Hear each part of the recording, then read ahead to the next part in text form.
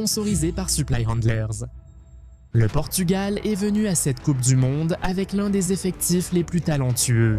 Ils ont finalement été éliminés en 8e, battus douloureusement par l'Espagne lors d'un match résumant tout ce qui n'a pas fonctionné durant le tournoi. Voici 7 erreurs majeures commises par le Portugal durant cette Coupe du Monde. Commandez maintenant sur Goal90 Shop. Numéro 7. Les remplacements que personne n'a compris. Commençons par la décision qui est encore analysée dans tout le football portugais. Le trio portugais, João Neves, Vitinha et Bruno Fernandes, était déjà considéré comme le milieu le plus solide du tournoi avant même le début de la compétition en Amérique du Nord. Cet axe était le moteur de l'équipe, censé contrôler les matchs face à tout adversaire. Et pourtant, face à l'Espagne, alors que le score était toujours vierge et que l'heure de jeu était dépassée, Roberto Martinez a choisi de sortir à la fois Vitinha et Bruno Fernandes du terrain. Deux de ses milieux de terrain les plus créatifs et résistants au pressing, partis à quelques minutes d'intervalle, précisément au moment où le Portugal avait le plus besoin de contrôler le tempo du match. Cela a laissé l'équipe sans ses deux meilleurs joueurs pour contrôler le rythme face à un milieu espagnol fait pour dominer le ballon. L'Espagne, consciente du changement, a renforcé sa domination dès lors. Dans les arrêts de jeu, elle a fait la différence avec ses propres changements de façon spectaculaire. Les remplaçants Ferran Torres et Mikel Merino ont combiné peu après leur entrée, Torres servant Merino qui a marqué calmement à la 91e minute, éliminant le Portugal. Le banc espagnol a fait la différence. Les changements du Portugal, en revanche, leur ont fait perdre le contrôle dont ils avaient besoin au moment le plus crucial. Numéro 6, le manque de cohésion et d'intensité. En regardant le Portugal pendant ces 4 matchs, il y a eu de longues périodes où le pressing était inexistant, où les courses des joueurs passaient inaperçues auprès des coéquipiers en possession du ballon, et où le ballon circulait simplement d'un côté à l'autre sans véritable objectif ni urgence. Face à l'Espagne, après avoir été mené en fin de match, le Portugal avait le ballon près de la touche alors que le temps filait.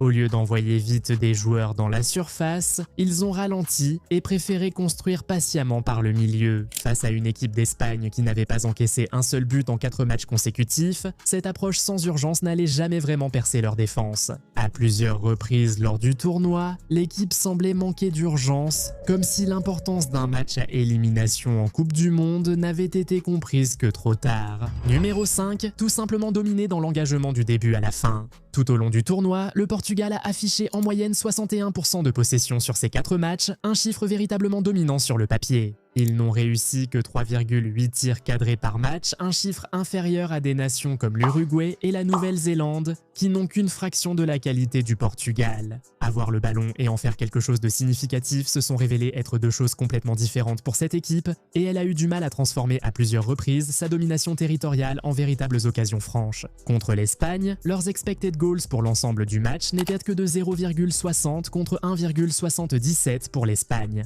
Cet écart en dit bien plus long que le score final ne pourrait jamais le faire. L'Espagne paraissait toujours plus vive en transition, plus rapide sur chaque second ballon et plus encline à faire des courses agressives derrière la défense portugaise. Le Portugal, pendant de longues périodes de presque tous les matchs qu'il a disputés, s'est tout simplement fait surpasser par des adversaires qui en voulaient plus dans les moments qui décidaient réellement des rencontres. Numéro 4. Passivité tactique au moment le plus important. Roberto Martinez a aligné son équipe avec prudence dans presque tous les grands moments de ce tournoi. Un schéma déjà visible avant le match contre l'Espagne. Contre la Croatie en 8e de finale, le Portugal a en fait encaissé le premier but lorsque Ivan Perisic a donné l'avantage aux Croates. Durant de longs moments de cette seconde mi-temps, le Portugal est resté en retrait, laissant venir la pression et paraissant curieusement passif malgré son talent offensif.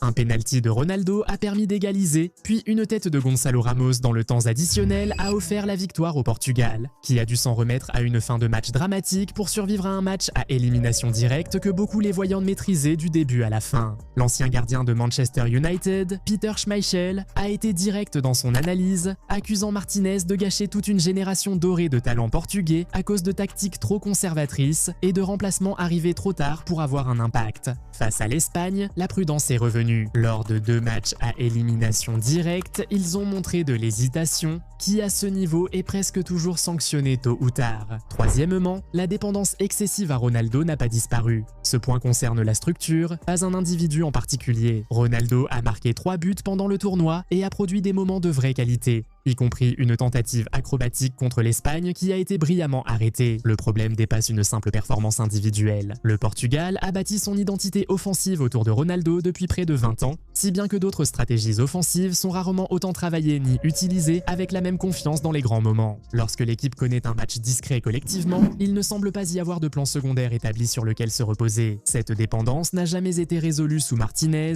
et demeure l'un des principaux défis à long terme pour le football portugais, bien au-delà de ce tournoi. Numéro 2, terminé deuxième du groupe.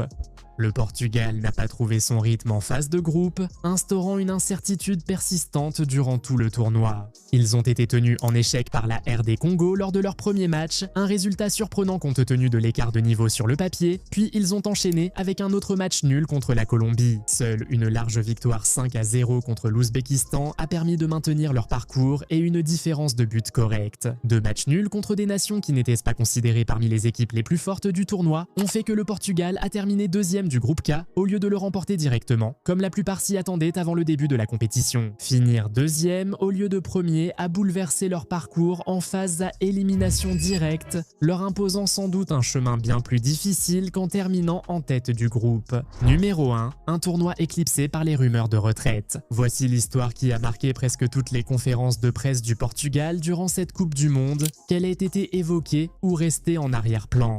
À 41 ans, chaque apparition de Ronaldo, chaque séance d'entraînement, chaque interview d'avant-match était accompagnée de la même question sous-entendue.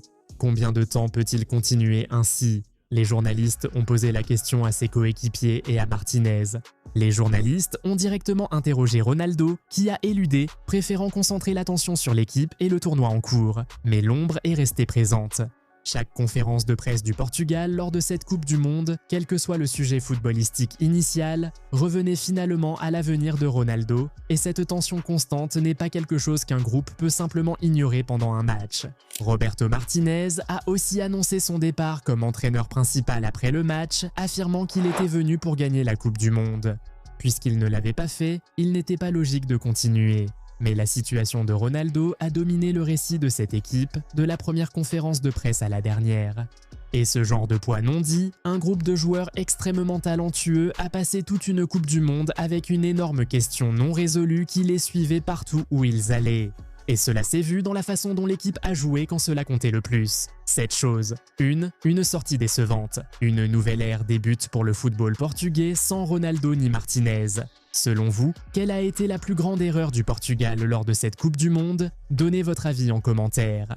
Si vous avez aimé cette vidéo, cliquez sur le bouton j'aime, abonnez-vous et activez la cloche de notification pour ne jamais manquer une vidéo comme celle-ci de notre part. On se retrouve dans la prochaine.